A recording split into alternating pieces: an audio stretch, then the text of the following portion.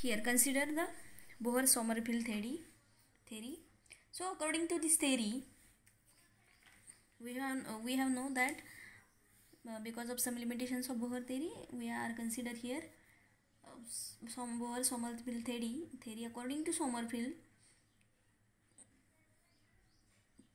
Sommerfeld considered the motion of an electron and the nucleus such that both moves around their common center of mass.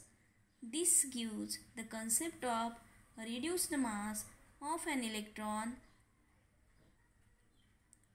nucleus system as a whole. And according to this Sommerfeld theory, electron revolves in an elliptical orbit with the nucleus at one of the focus. So आतापर्यंत आपण बघत होतो काय की electrons are revolving around the stationary nucleus, okay, in circular orbits. But in this theory we have considered electron revolves around the nucleus in an elliptical orbit with nucleus at one of the focus. So this is the elliptical orbit and this is the nucleus, charge on nucleus, we know that this is the Ze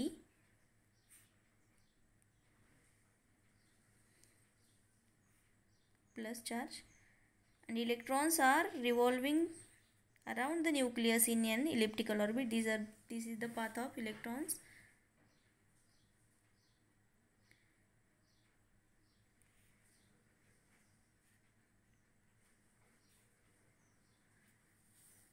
radial direction मध्ये म्हणून त्याला आपण radius vector किंवा radial component असेही म्हणू शकतो.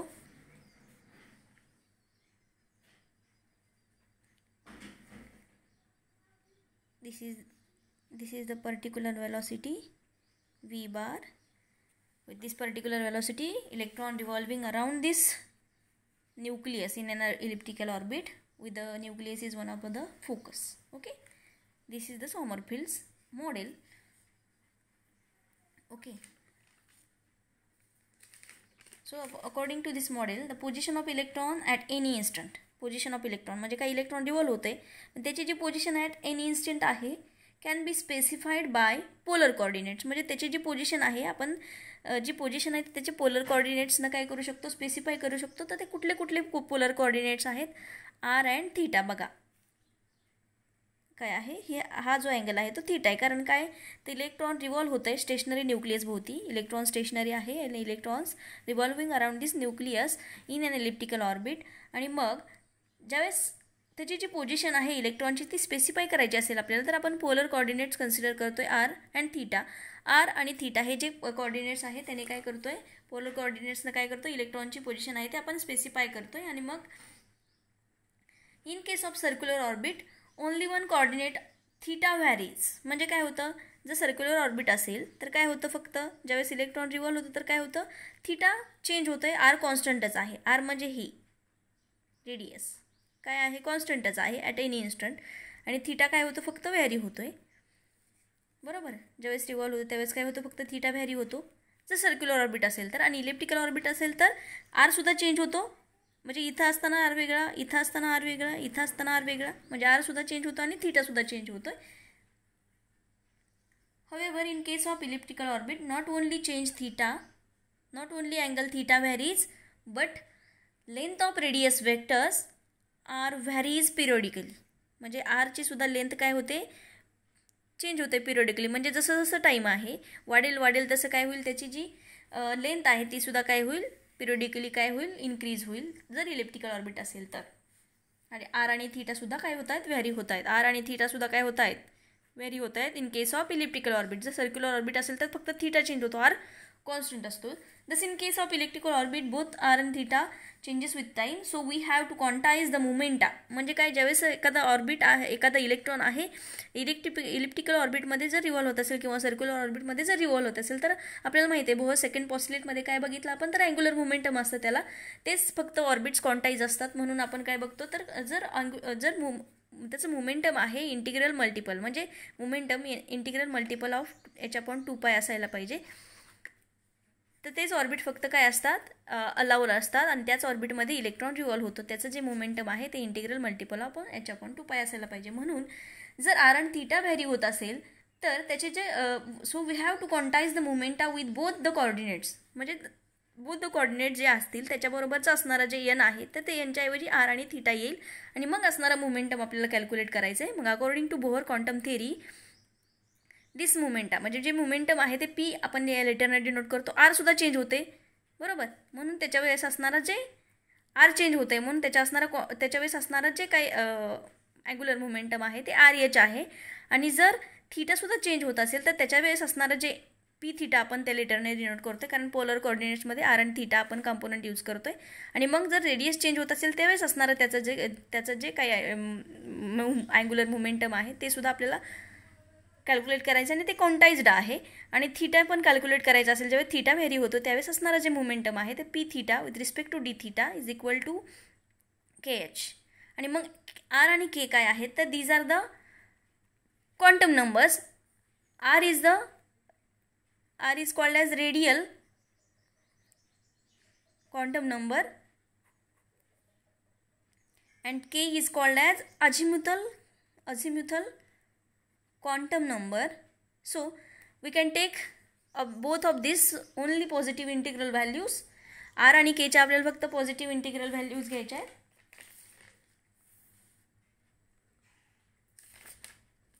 Okay,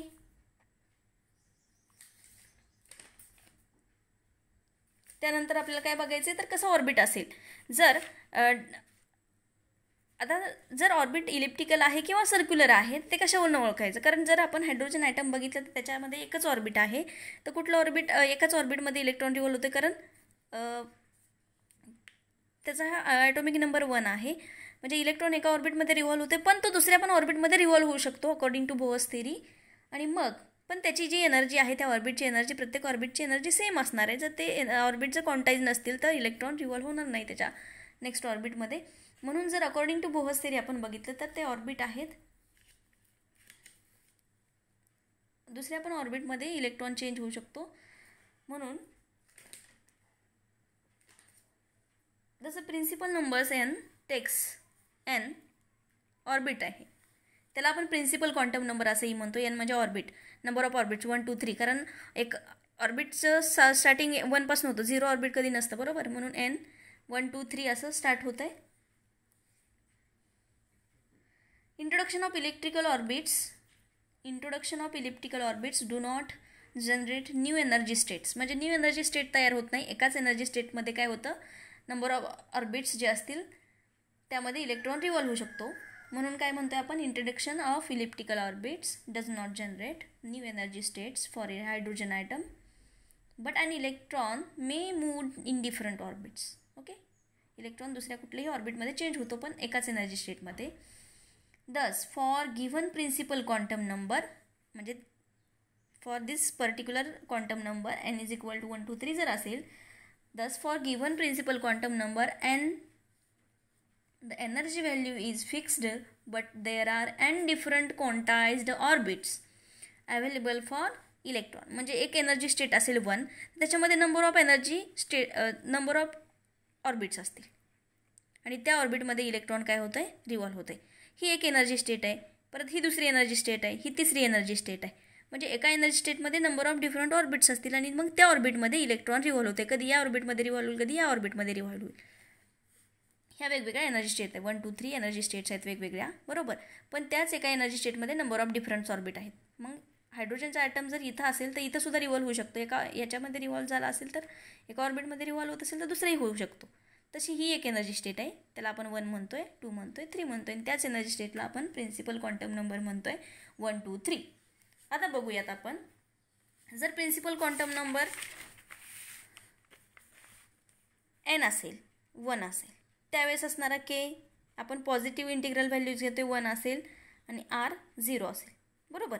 म्हणजे R एकदा 0 असेल. आता सपोज इलिप्टिकल ऑर्बिटमध्ये रिव्हॉल्व होतं इलेक्ट्रॉन, आपण इथं बघितलं इलिप्टिकल ऑर्बिटमध्ये रिव्हॉल्व होत असताना आर 0 होऊ शकतो पण थीटा 0 होईल का, नाही. म्हणून केची व्हॅल्यू स्टार्टिंग फ्रॉम 1 आपण घेतो आहे आणि आरची व्हॅल्यू 0.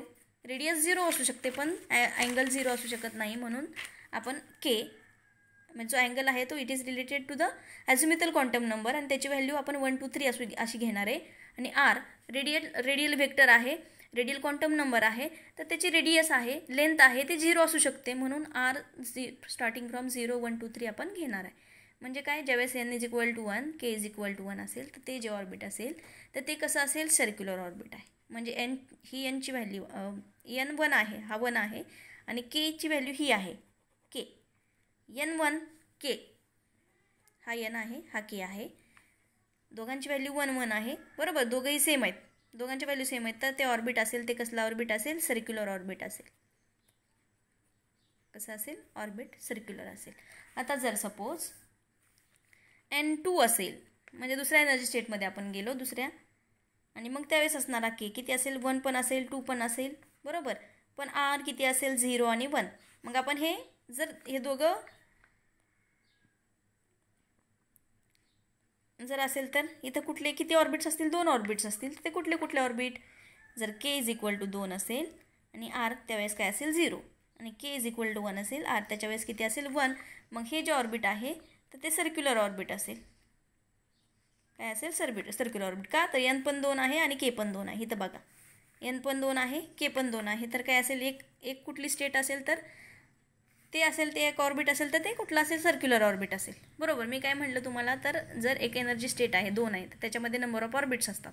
मग किती नंबर ऑफ ऑर्बिट्स आपल्याला मिळतील, तर 2 नंबर ऑफ ऑर्बिट्स मिळतील. कुठं एक जर के जो 2 असेल आणि आर 0 असेल तर सर्क्युलर ऑर्बिट मिळतं आहे आपल्याला बरोबर.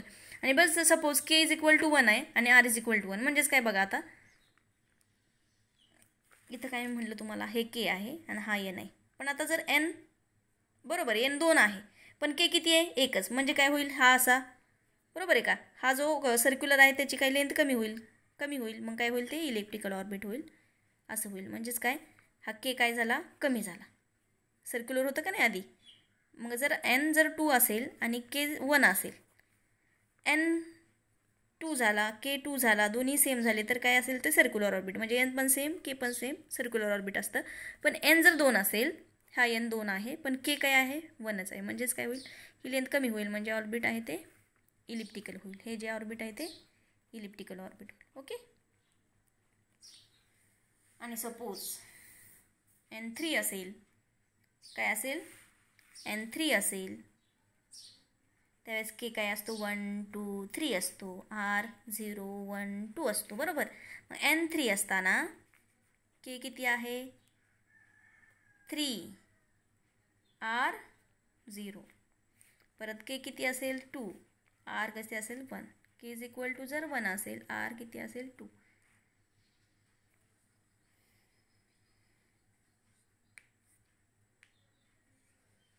आणि हे जर ऑर्बिट आपण बघणार असेल, या कंडिशनसाठी काय असेल, 3 ऑर्बिट आपल्याला मिळतील इथं, n इज इक्वल टू 3 आणि के इज इक्वल टू 3, आर 0, तर ह्याला आपल्याला मिळेल काय मिळेल, तर सर्क्युलर ऑर्बिट मिळेल. काय मिळेल, circular orbit. But K is equal to 2 आहे, मग आपल्याला काय मिळेल, असं मिळेल. काय स्ट्रक्चर बघा, पहिली केस आहे ते काय आहे, दाखवते तुम्हाला इथं इन डिटेलमध्ये.